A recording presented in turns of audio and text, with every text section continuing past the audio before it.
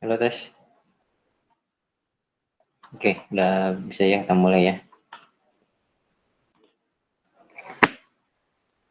Assalamualaikum warahmatullahi wabarakatuh.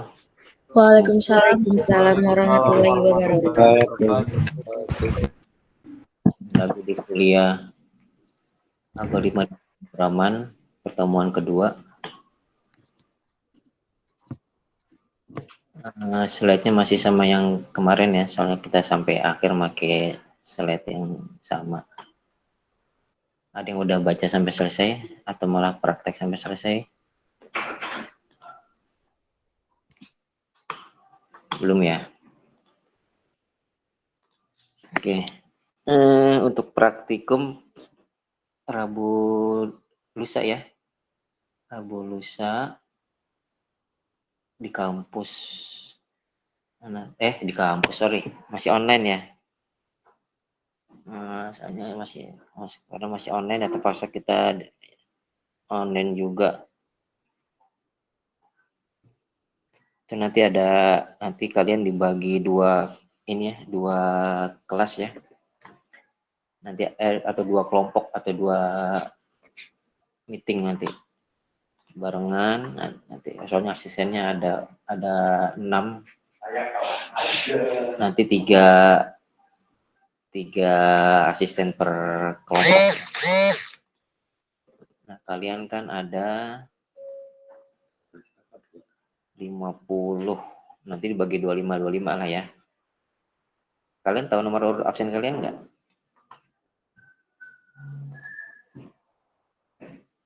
Enggak ya? Enggak, Pak. Tidak, Pak. Enggak ya? Oke, nanti saya bagi listnya. Nanti yang list dua kelompok, nanti kelompok 1 nanti di room 1, kelompok 2 di room 2. Nanti kita koordinasi di ini ya, di grup praktikum ya. Baik, Pak. Udah pada masuk grup praktikum juga kan? Sudah, Pak. Ya. Oh, praktikum malah 58 orang ya. Sebentar. 1, 2, 3, 4, 5. Praktikum malah 53. Mungkin berarti 27 sama 26 ya. 26. Oke. Ya nanti listnya saya share ya. Yang praktikum ternyata ada beda jumlah. Sebentar, sebelum saya lupa.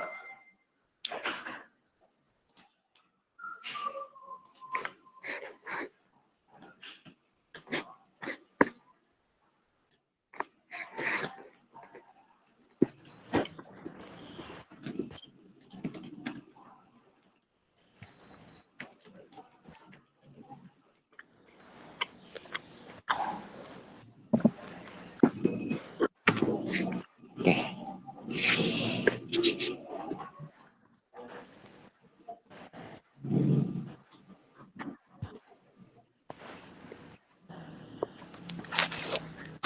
Oke, kita Mas Ferry.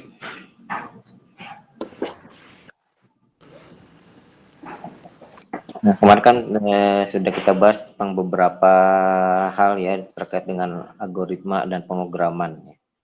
Jadi kan kemarin kalau nggak salah ada yang nanya, jadi algoritma itu apa sih? Gitu ya. Algoritma ya semacam langkah-langkah tertentu ya yang bisa diterapkan di pemrograman ya, gampangnya gitulah ya. Secara definisi mungkin ada beberapa definisi. Kalau ada kalian lagi dari selanjutnya ya. Materi selanjutnya berikutnya sebelumnya. Kemudian di sini kita mungkin akan bahas algoritma yang paling dasar atau paling mudah.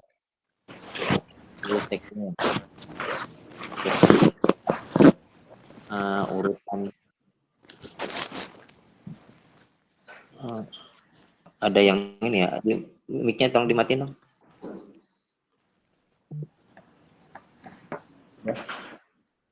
Ini siapa nih? Safik.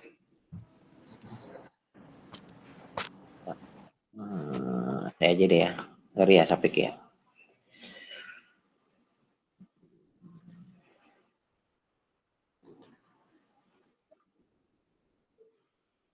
Nanti kalau kalian mau ngomong aja ya dinyalain ya. Nah, kita bahas di sini untuk hari ini tentang sequence. Jadi sequence itu ya bisa dikatakan algoritma yang paling mudah karena hanya sejenis urutan aja ya. Jadi kita bahas sebentar juga nggak masalah nih tentang sequence. Nanti hari Rabu tuh kita praktikumnya juga tentang sequence. Nanti saya kasih lihat itunya modulnya. Saya share juga. Sequence itu apa sih? kalau bahasa Indonesianya ada yang bilang itu runtunan ya, atau mungkin langkah-langkah atau tahapan gitu ya, disebutkan tahapan dan seterusnya. Nah, di sini sequence itu yang paling gampang di algoritma, terus nanti ada minggu depan tuh ada selection ya, terus ada repetition. Selection itu bahasa Indonesianya pemilihan atau ada yang bilang percabangan juga. Terus repetition itu pengulangan atau looping ya, atau iterasi sama itu istilahnya. Nah, sekarang kita bahas lebih dalam tentang sequence ya. Jadi di sini dikatakan algoritma merupakan sequence atau runtunan satu atau lebih instruksi atau pernyataan. Setiap pernyataan dikerjakan secara berurutan sesuai dengan urutan penulisannya. Sebuah instruksi dilaksanakan setelah instruksi sebelumnya selesai dilaksanakan.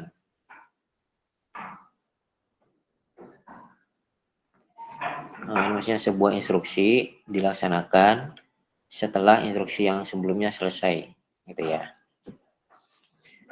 Urutan instruksi menentukan keadaan akhir algoritma. Nah, nanti kita akan lihat contoh urutan itu kayak gimana, terus implementasi di program kayak gimana. Nah, ini definisi lain, tiap aksi dikerjakan satu persatu, tiap aksi dilakukan tepat sekali, tidak ada aksi yang diulang. Urutan aksi yang dilaksanakan pemrosesan sama dengan urutan aksi sebagaimana yang telah tertulis dalam algoritma. Akhir dari aksi merupakan akhir algoritma. Contoh 1.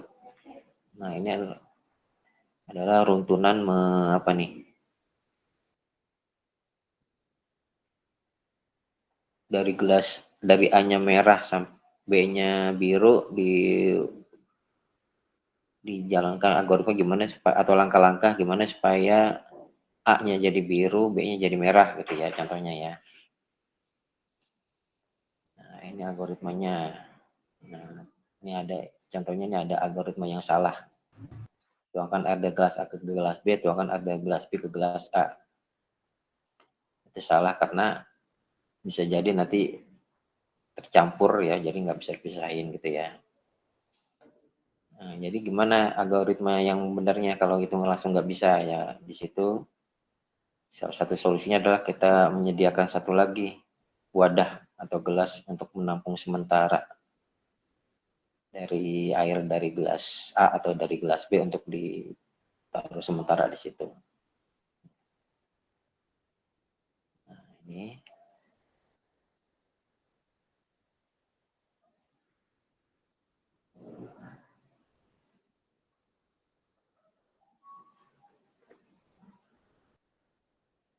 ilustrasinya ada yang kurang nih ya kayaknya ya. Jadi misalnya harusnya ilustrasinya dari gelas A dituangkan dulu ke gelas B, ke gelas C ya. Dari gelas A dituangkan ke gelas C, baru kemudian dari gelas B dituangkan ke gelas A. Ya, B-nya jadi kosong, A-nya jadi berubah. Terus baru dari C dituangkan ke B. Ya, jadi kemudian A dan B itu saling bertukar air ya, yang warna biru dan warna merah. Ya, jadi ini salah satu contoh sequence pada algoritma ini. Dan ini bisa kita diimplementasikan di ini pseudocode-nya nih. Ya, bisa dikatakan pseudocode-nya. Jadi pseudocode-nya adalah tuangkan air gelas A ke gelas C, tuangkan air gelas B ke gelas A, tuangkan air gelas C ke gelas B. Hasilnya adalah gelas A berisi air dari gelas B, gelas B berisi air dari gelas A.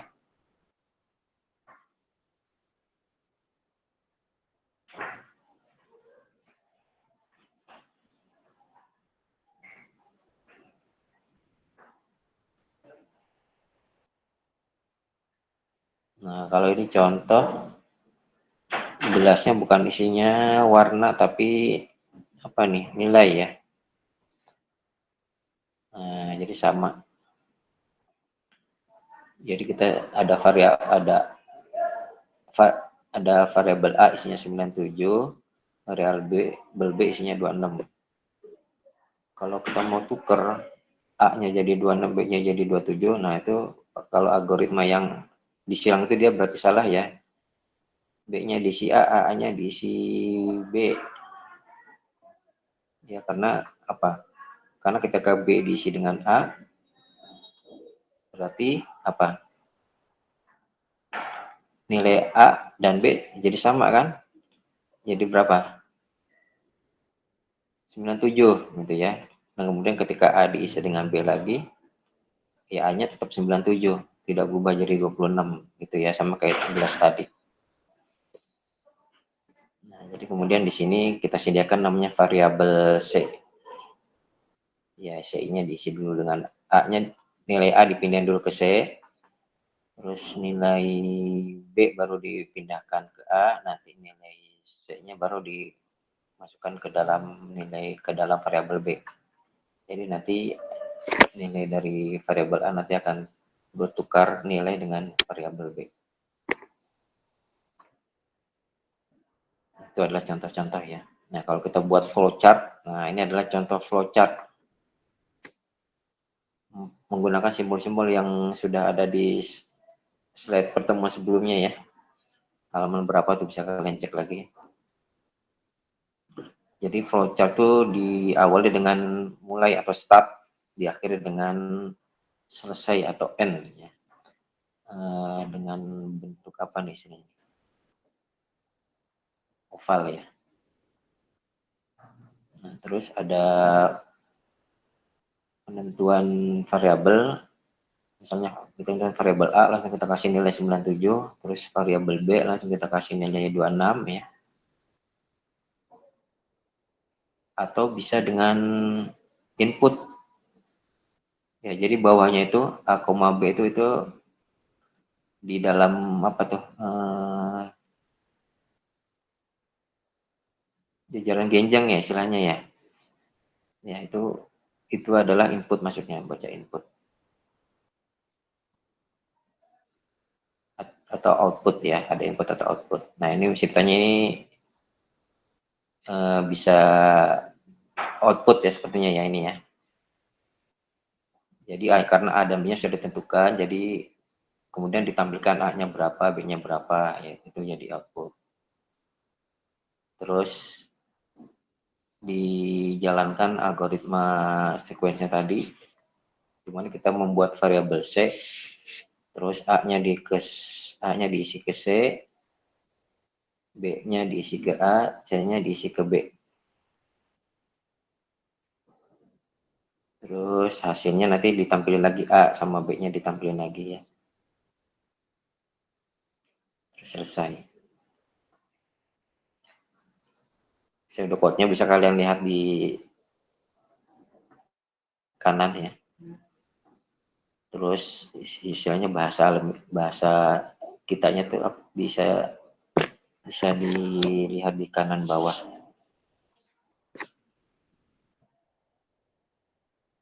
Oke. Ada pertanyaan tentang flowchart pseudocode atau bahasa ininya, algoritma bahasa alaminya? Gak ada ya? Nggak ada, Pak. Oke. Oke. Nah, kemudian baru kita lihat implementasi programnya. Mudah-mudahan kalian udah pernah nyoba ya, ini apa C++ ya. Kan bisa tuh langsung online aja. Jadi nah di sini ditentukan nih variabel A, B, dan C. Ini namanya deklarasi. Jadi di baris pertama kan include IOStream ya, dia menginkludkan library namanya IOStream untuk menampilkan ini ya, menampilkan apa?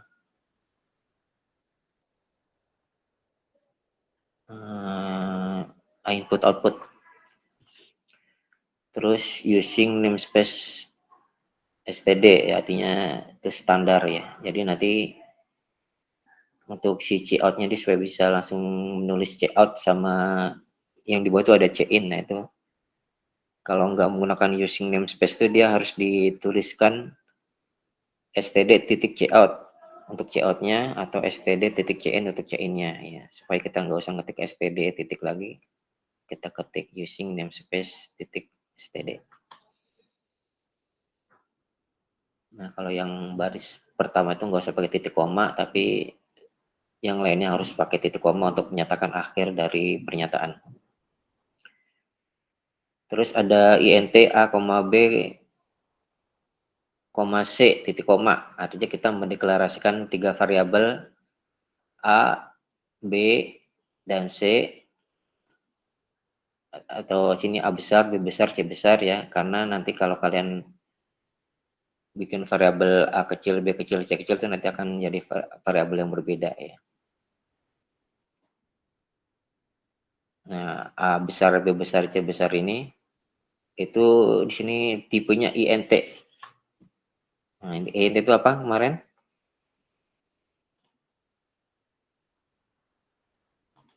Apa?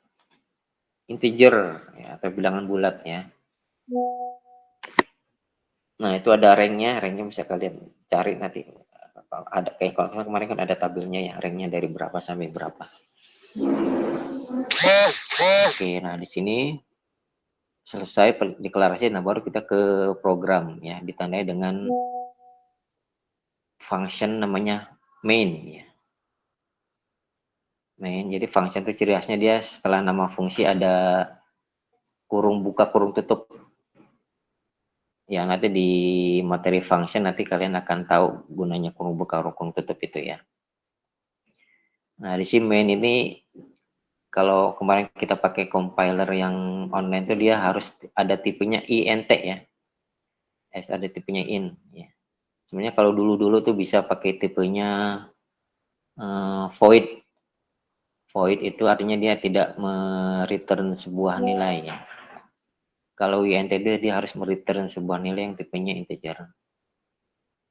Nah, kebetulan di sini dikasih contoh juga pakai int ya. Jadi kita pakai int main. Nanti tinggal diimplementasikan di program. Nah, kalau ada error baru berarti ada ketidakcocokan sedikit compilernya ya. Bisa di modif sedikit-sedikit. Oke. Nah, di sini kan ada kurung kurawal buka ya, kurung kurawal tutup ya. Nah, ini adalah untuk menandakan awal fungsi dan akhir fungsi. Jadi int main kurung buka kurung tutup, terus kurung kurawal buka. Di dalamnya itu adalah programnya yang kita jalankan, terus diakhiri dengan kurung kurawal tutup.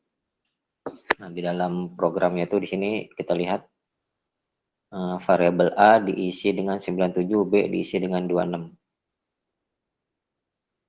Terus cout itu kemarin udah ini kita bahas ya untuk menampilkan tampilan ya, bisa string, bisa variabel. Nah, di sini misalnya cout yang pertama menampilkan tulisan hasil sebelum ditukarkan. Cout yang kedua itu cuma sama dengan berapa kali itu ya. Hasilnya bisa kalian lihat di samping kanan itu setelah run program. Terus cout yang ketiga itu menampilkan tulisan nilai A sama dengan. Nah, terus kalau kita mau menampilkan variabel juga bisa. Cukup kita buat lagi apa tuh? Tanda lebih kecil 2 A, artinya itu menampilkan A ke cout ya. Isi variabel A ke cout, terus n line itu ganti baris. Sama nilai B juga bawahnya. Terus n line lagi ganti baris lagi ya.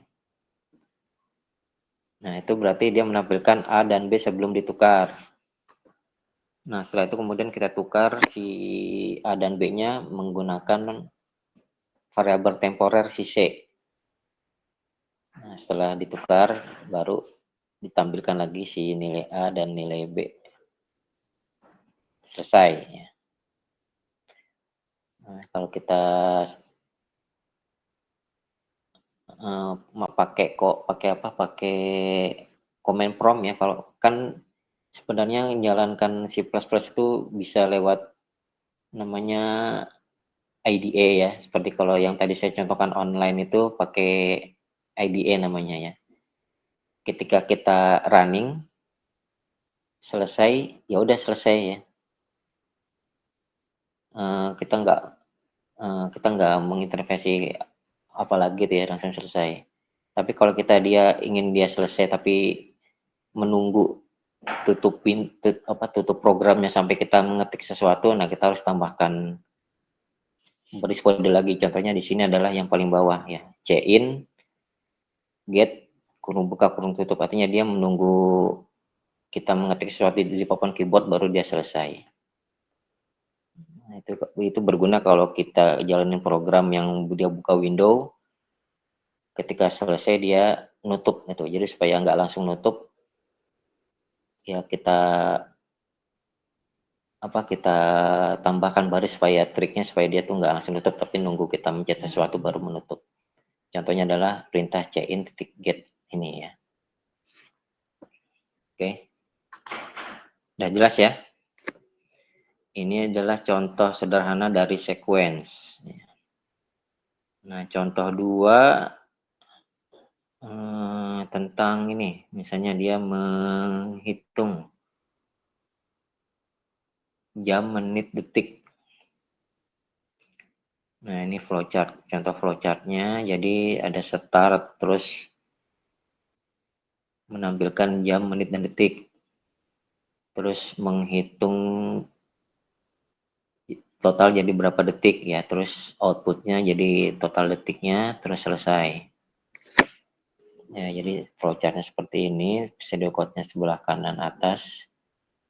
Kalau mau lebih gampang bahasanya dengan bahasa mirip yang kita gunakan ya ada sebelah kanan bawah.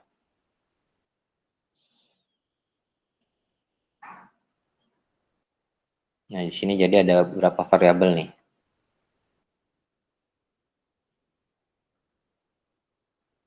1, 2, 3, 4 ya, 4 variabel ya.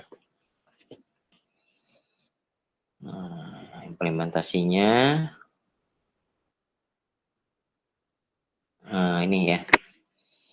Jadi include srem sama kayak tadi penjelasannya using namespace std.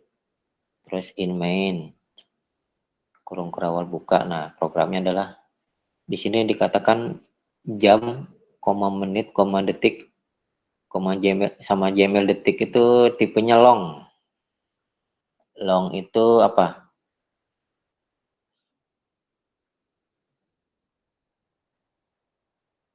Long itu apa? Pecahan ya. Jadi sebenarnya ini bisa menghandle data pecahan ya.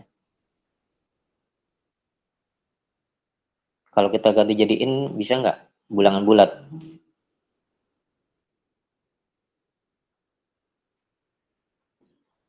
Ya bisa ya, harusnya kayak kalau jamnya sama menitnya nggak bentuk pecahan bisa kita jadikan bilangan bulat.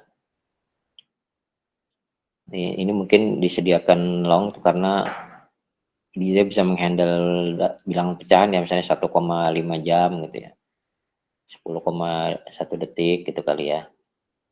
Jadi dia bisa menghandle bilangan pecahan. Makanya sama kayak di atas. Jadi di sini ini deklarasi variabel itu bisa di dalam main ya. Di sini kan dalam main ya. Di atas itu dia di luar ya. Bedanya apa? Nah, nanti kita lihat lebih jauh ya. Di bawah-bawah kayaknya ada. Kalau kalian penasaran mungkin bisa cari sampai ke bawah. Kalau nggak tahu bisa nanya ya. Sebentar, kalau belum ada yang penasaran kita lanjut dulu.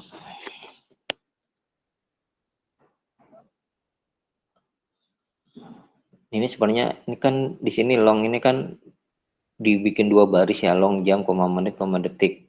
Terus long jml dtk. Sebenarnya jml dtk itu kita bisa gabungin sama yang atasnya ya. Jadi nggak usah 2 baris, 1 baris ya cukup.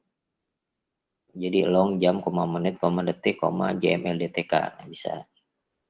Atau kalian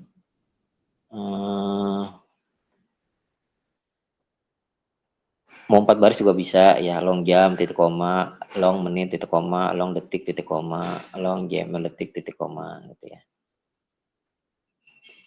Nah, di sini deklarasi variabelnya, kemudian kita mengassign isi variabel dengan membaca input. Nah, di sini beda sama di atas ya. Jadi kalau di atas ini kita mengassign nilai 97 sama 26 langsung. Ya. Di sini di yang kedua kita membaca input. Nah, jadi bedanya di situ. Tunggu sebentar. Oke. Nah, jadi baris programnya seperti ini. Kalau yang cout 2 baris di atas itu cuma tampilan. Nah, yang ke cout yang ketiga itu dia berarti kita ngasih keterangan, masukkan jumlah jam yang diinginkan. Nah, terus di sini nanti dia akan diam menunggu respon dari keyboard. Nah, pada keyboard itu nanti dari C-in ya, dari keyboard masuk ke C-in.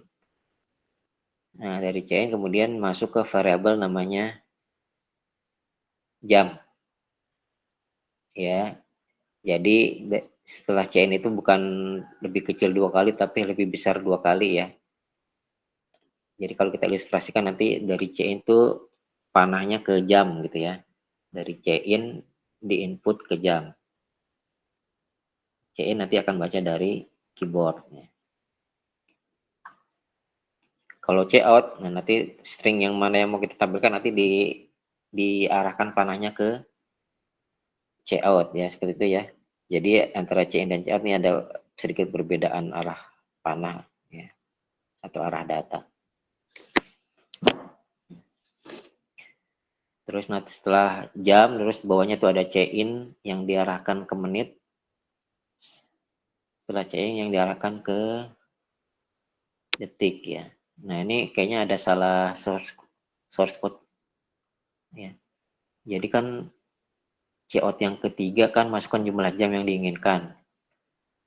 Nah, harusnya cout yang keempat tuh masukkan jumlah menit yang diinginkan. Terus cout yang kelima itu masukkan jumlah detik yang diinginkan. Ya. Mungkin Bu Sri baca sengaja nih biar kalian kritis ya, nggak asal ikut aja.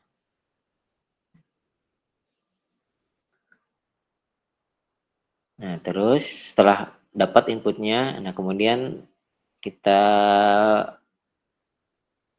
isikan variabel JML detik itu dari hasil operasi si jam, menit, dan detik.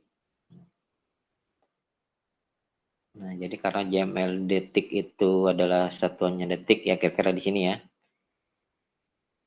Jadi ya rumusnya ini 3600 kali jam tambah 60 kali menit tambah detik. Misalnya adalah total jumlah detik. Total jumlah itu kemudian ditampilkan di cout yang paling bawah. Hasil dari konversi ke dalam detik, terus JML detik, terus n-line atau ganti baris, n-line lagi di sini 2 kali. Terus dia nunggu ngetik sembarang tools di keyboard baru tutup programnya.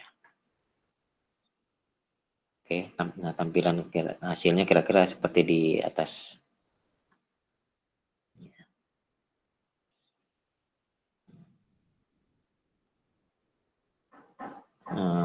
Itu yang kedua tadi. Nah, sekarang yang ketiga. Yang ketiga ini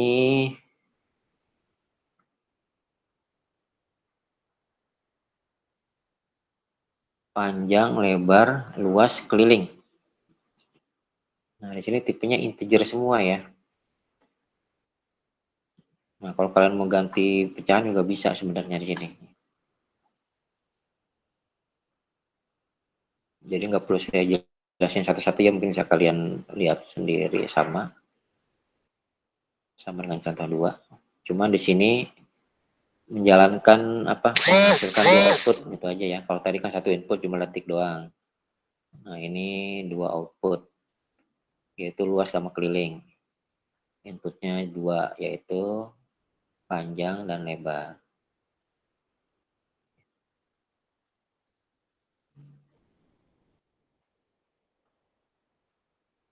Nah, sama-sama yang contoh dua tadi, kira-kira.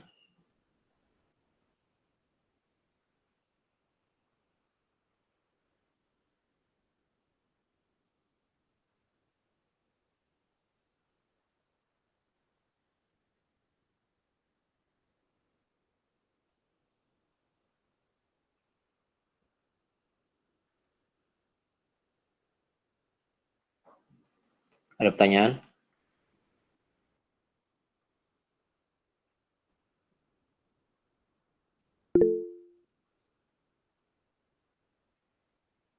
Pak, Ya, tadi kenapa ada variabel yang nggak dimasukin ke apa yang langsung dimasukin ke itu ya Pak? Ke apa sih? Bukan pseudo yang langsung ke implementasinya gitu, bukan yang di deklarasinya gitu Pak. yang mana? Tadi yang soal apa ya? Soal 2 kayaknya. Atau Tentang soal apa? 3. Tentang Itu deklarasinya dimasukinnya ke implementasi. Nih yang hitung jam menit detik. detik ya. Iya Pak. Yang mana yang nggak masuk? Yang jam menit detiknya itu. Nah itu pas di programnya itu masuknya ke implementasi. Kenapa nggak di deklarasi Pak? Nah, iya. Jadi kalau kita mau deklarasi lebih lengkap, deklarasi ya seperti ini ya. Ini nih sebenarnya nih deklarasi nih apa? Oh, bukan deklarasi nih, sorry. Jadi deklarasi itu nggak ada di pseudocode ya. Ini cuman apa? Ini kan mengasih nilai apa? Yang start, terus memberi nilai A dan B, terus apa? Dan seterusnya ya. Kenapa nggak ada deklarasi kayak gini gitu ya? Jadi emang nggak disediakan apa ini khusus untuk deklarasi gitu. Jadi ini ada deklarasi karena di beberapa pemrograman tuh dia butuh deklarasi misalnya C++. Tapi di pemrograman yang lain itu nggak butuh, ada yang nggak butuh deklarasi ya. Hmm. Terus mungkin di flowchart itu dia nggak perlu dijelaskan tuh tipe datanya seperti apa, tapi di pseudocode yang mungkin perlu dijelaskan atau nggak dijelaskan juga mungkin bisa nggak masalah ya. Jadi di sini dicontohkan, jadi di pseudocode itu sudah mulai dijelaskan lebih dalam gitu ya. Kalau flowchart nggak, itu aja sih. Jadi mana yang benar ya tergantung si yang baca. Kalau yang bacanya paham maksudnya apa ya berarti benar lah ya. Kalau si yang baca jadi bingung maksudnya apa ya itu nggak benar gitu ya.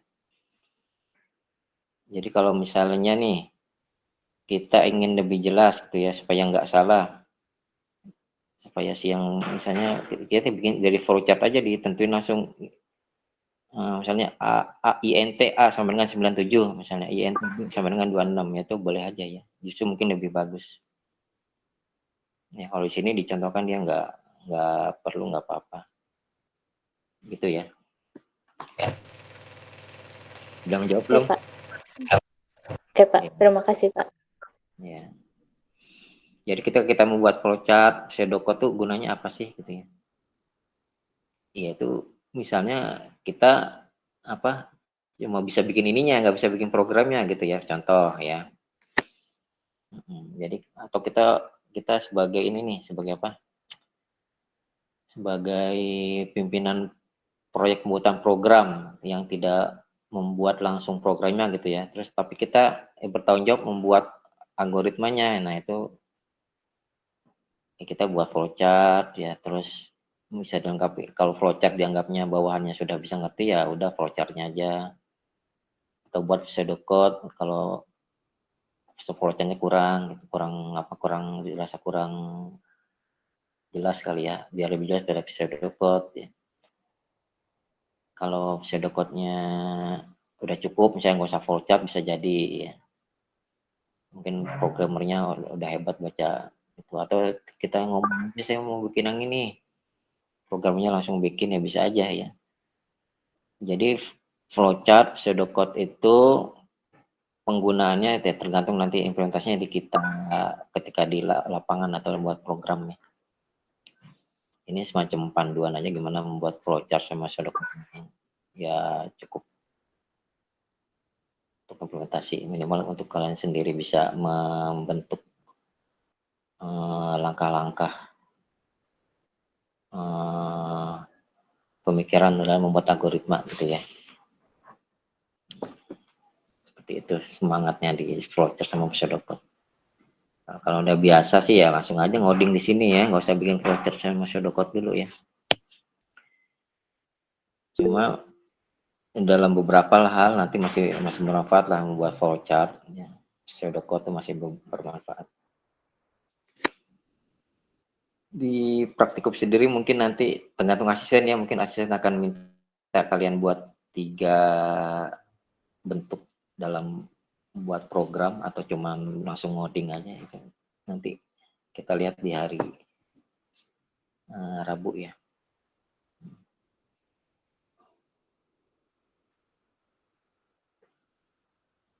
Udah? Masih ada pertanyaan?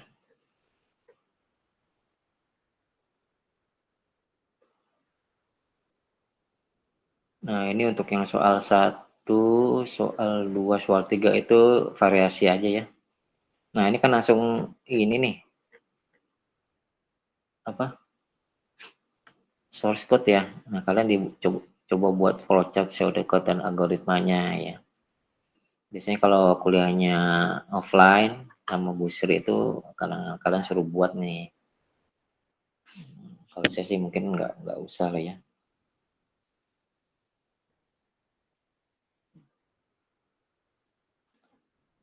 Nanti aja mungkin di praktikum.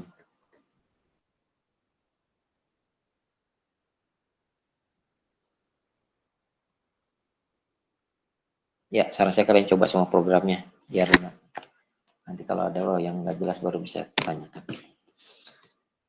Oke, kayaknya cuma segitu ya hari ini ya, sequence. Jadi ada pertanyaan lagi terakhir? Nanti minggu depan kita bahas, nah ini baru yang agak nambah ini ya, nambah rumit, selection sama repetition.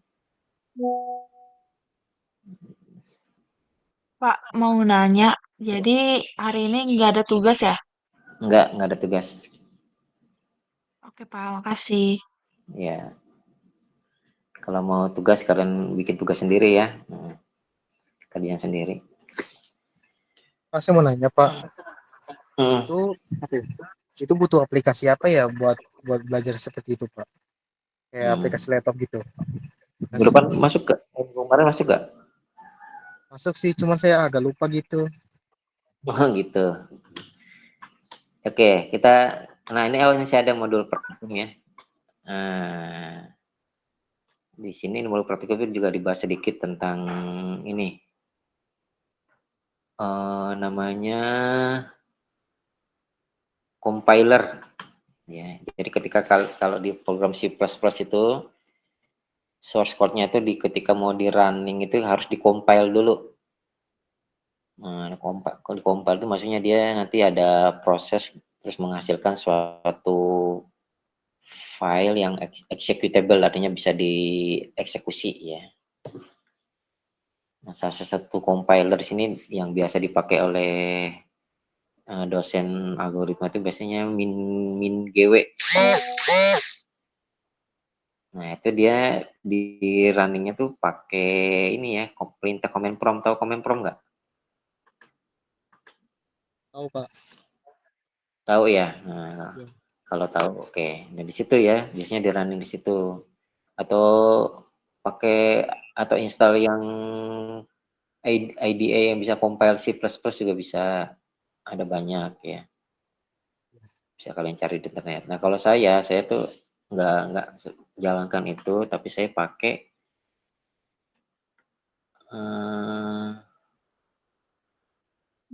yang online. Nah, udah saya contohkan kemarin kan, yang online itu.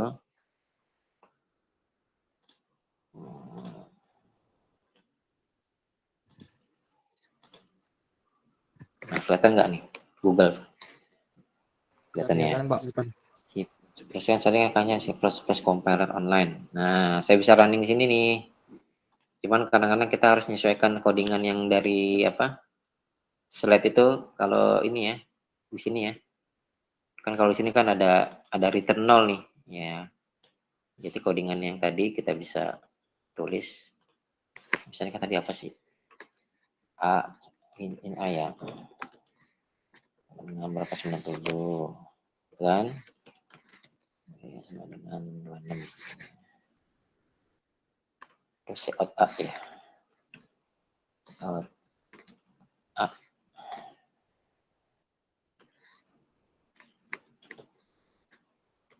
And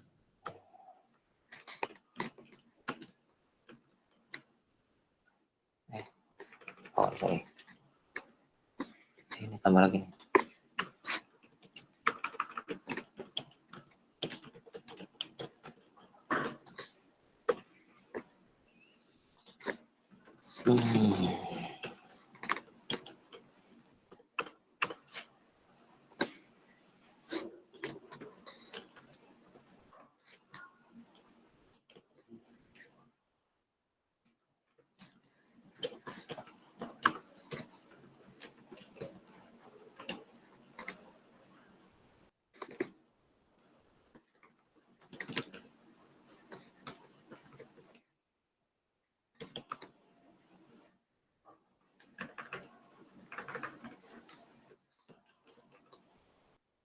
And nanti bisa kita kasih ini sebenarnya ya, backslash n ya, di dalam string.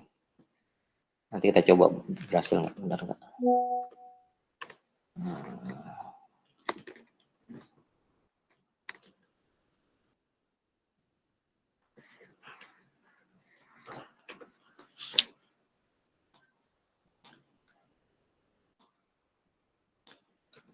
Nah,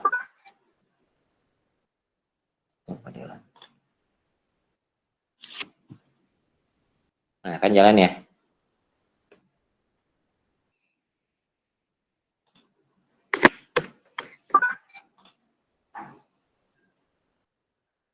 Nah, ini hello world-nya dihapus dulu ya.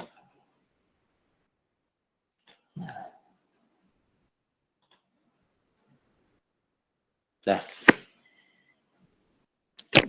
ini lebih praktis kalau kata saya ya. Di ini kalau kalian malas nginstal-nginstal, soalnya kita praktikumnya harusnya nggak online ya, jadi ada sesi install. Sekarang kayaknya nggak tahu nanti kalau asisten mau mulai dari mana materinya ya. Saya sih kemarin bilangnya dari materi sequence, cuman mereka mungkin ada pertimbangan lain. Udah menjawab pertanyaan tadi, ini saya sedikit demo yang online ya. Udah jelas ya? Jelas Pak. Jelas, Pak. Oke. Sebentar.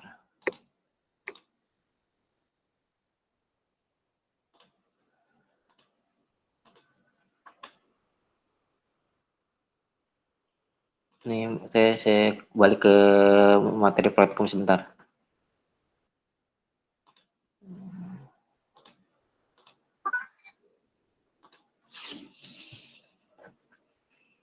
Nah, jadi di materi praktikum, oh, udah muncul ya. Di materi praktikum tadi ada tentang compiler, terus ada beberapa mungkin pengingat materi ya.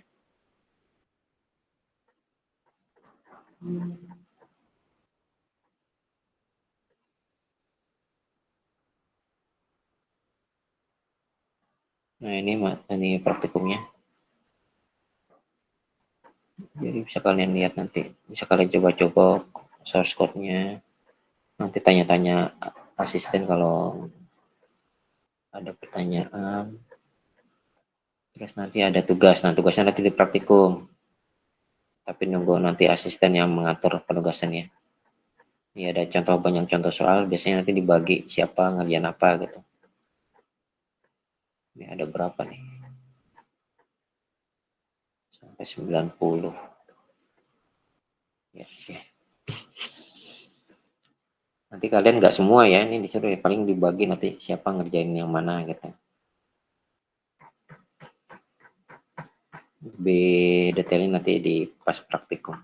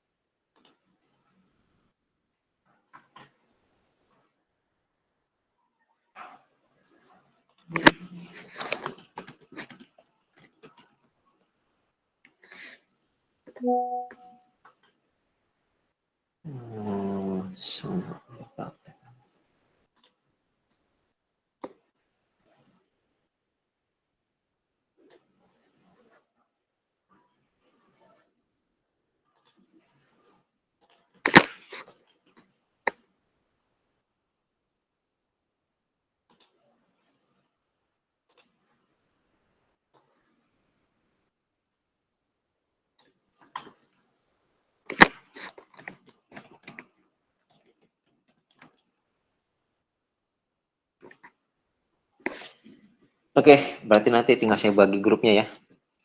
Tunggu di grup praktek. Baik, Pak. Oke, ada ya? Kayaknya nggak ada pertanyaan lagi kan?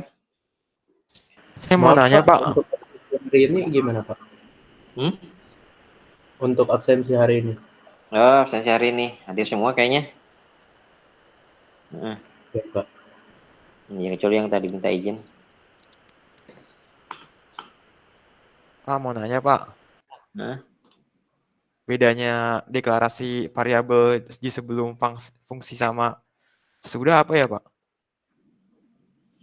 Kalau di dalam fungsi dia berfungsi untuk fungsi itu, kalau sebelum fungsi dia bisa lebih global dari fungsinya, tergantung posisinya nanti sama pengaturannya. Kalau sebelum main berarti dia global tuh ya, fungsi apapun nanti di dalam main tuh nanti akan bisa membaca variabel itu.